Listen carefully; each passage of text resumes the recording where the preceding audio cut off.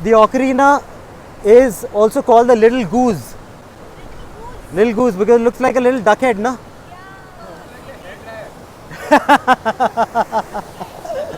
Like a hairdryer.